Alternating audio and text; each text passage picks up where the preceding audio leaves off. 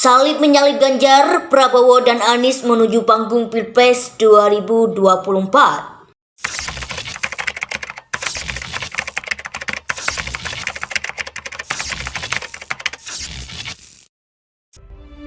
Ketika dalam kondisi yang seimbang, ada pengaruh money politics, pengaruh penggunaan fasilitas publik, kemudian dukungan oleh incumbent, kemudian ada dukungan atau deployment atau pengerahan aparatur baik sipil maupun militer, maka disitulah pemilu menjadi akan berubah hasilnya. Jadi sebetulnya dalam semua institusi oligarki itu karena ada sifat untuk mengendalikan. Nah, pengendalian yang paling mutlak tentu satu tiran, yang despotisme. Tetapi dalam bentuk yang lebih agak longgar, tetap oligarki itu punya perspektif sentralistis itu. Ya, Anies sebetulnya lebih simpatik dibandingin Prabowo. Kalau sekarang jangan-jangan cuma elitnya saja tahu kalau Prabowo sekarang sudah berpihak kepada istana dan lain sebagainya. Jangan-jangan masyarakat bawah nggak terlalu peduli. Mereka lebih peduli dengan 2 kali pilpres bahwa ada Prabowo di sana. Jangan begitu. Dulu 2019 Gerindra Jawa Barat itu menginginkan Prabowo itu di luar kekuasaan. Sekarang ada orang yang dari luar kekuasaan atau bahkan disingkirkan dari luar kekuasaan. Anies kan disingkirkan dari luar kekuasaan, masuk melalui fasilitas relawan. Pertarungannya menurut saya tidak semudah itu, tetap seru ya, dan tetap peluangnya 50-50. Cuma yang menggelisahkan adalah kelakuan, perilaku kekuasaan yang pastinya tidak netral. Kekuasaan akan mengendorse tentu putra mahkotanya.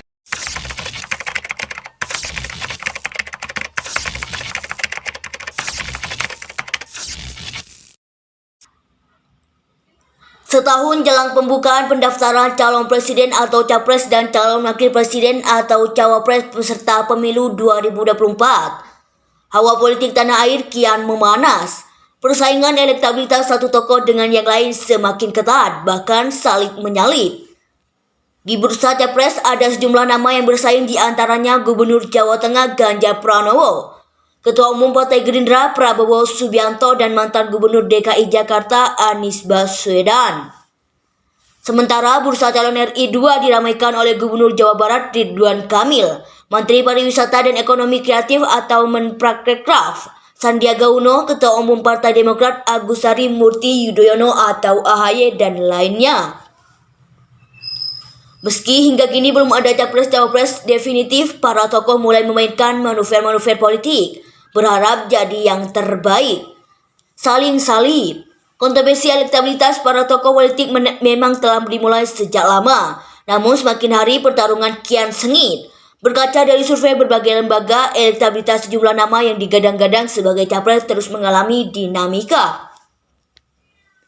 Jajak pendapat Litbang Kompas yang dirilis pada Rabu 26 Oktober 2022 misalnya mencatatkan elektabilitas Ganjar Pranowo sebesar 23,3%. Dengan angka tersebut, Ganjar berhasil menduduki puncak elektabilitas capres, menggeser nama Prabowo Subianto. Tingkat keterpilihan politisi PDI Perjuangan ini memang naik dibandingkan survei sebelumnya. Pada Juni 2022, elektabilitasnya tercatat 22%, sedangkan pada Januari 2022 sebesar 20,5%. Sementara dalam survei yang dirilis Oktober, Prabowo mengantongi elektabilitas 17,6%, merosot tajam dibanding survei Juni 2022 sebesar 25,3%. Dan survei Januari yang mencapai 26,5%. Mengekor rapat, Anies Baswedan duduk di peringkat ketiga dengan elektabilitas 16,5%. Angka itu naik dari elektabilitas survei Juni 2022 sebesar 12,6% dan survei Januari 2022 dengan mencapai 14,2%. Survei juga merekam sejumlah tokoh dengan elektabilitas capres di bawah 10%. Suara Ridwan Kamil melonjak drastis dengan tingkat keterpilihan 8,5%. Kemudian tingkat keterpilihan tokoh-tokoh lain yakni Menteri Pariwisata dan Ekonomi Kreatif atau Menparekraf Sandiaga Uno 2,5%, lalu Panglima TNI Jenderal Andika Perkasa 2,3%. Selanjutnya, Ketua Umum Partai Demokrat Agus Harimurti Yudhoyono atau AHY 2,2% dan Menteri Sosial Tri Risma Maharani 1,2%. Ada pula nama Ketua DPR RI Puan Maharani 1%. Lalu mantan Gubernur DKI Jakarta Basuki Cahayapurnama alias Ahok 0,7%. Di urutan berikutnya ada Ketua Umum Partai Golkar Airlangga Hartarto 0,5%, terakhir Ketua Umum Partai Kebangkitan Bangsa atau PKB Muhaimin Iskandar 0,3%. Dalam survei lain yang dirilis Populis Center pada Rabu 26 Oktober 2022, Ganjar juga unggul dengan elektabilitas 29,7%. Namun berbeda dari survei Litbang Kompas, dalam survei ini Anies berada di urutan kedua dengan elektabilitas yang tetap terpaut jauh sebesar 29,2%. Lalu Prabowo dengan tingkat keterpilihan 27,6%. Adapun dalam survei yang dirilis Saiful Mujani Research and Consulting atau SMRC pada Sabtu 22 Oktober 2022, Ganjar memimpin dengan elektabilitas 24,0%. Diikuti oleh Prabowo dengan tingkat keterpilihan 21,0% dan Anies yang elektabilitasnya 18,7%. Sosok cawapres. Di gelanggang pemilihan calon wakil presiden, survei Litbang Kompas yang dirilis Oktober 2022 menempatkan sosok Ridwan Kamil di urutan teratas dengan elektabilitas 11,5%. Tingkat keterpilihan mantan wali kota Bandung tersebut melonjak hampir 5% dari survei periode sebelumnya. Emil, demikian sapaan akrabnya, berhasil mengungguli sejumlah tokoh seperti Sandiaga Uno yang elektabilitasnya sebesar 11,5% dan Agus Harimurti Yudhoyono atau AHY dengan elektabilitas 6,6%. Masih menyangkut survei elektabilitas cawapres, ada 3 nama yang sebenarnya digadang-gadang menjadi capres, yakni mantan Anies Baswedan, Ganjar Pranowo, dan Prabowo Subianto. Elektabilitas Anies sebagai cawapres berada di urutan ketiga dengan besaran 9,3%. Ganjar di peringkat keempat dengan tingkat keterpilihan 7,3% dan Prabowo di urutan keenam dengan elektabilitas 4,4%.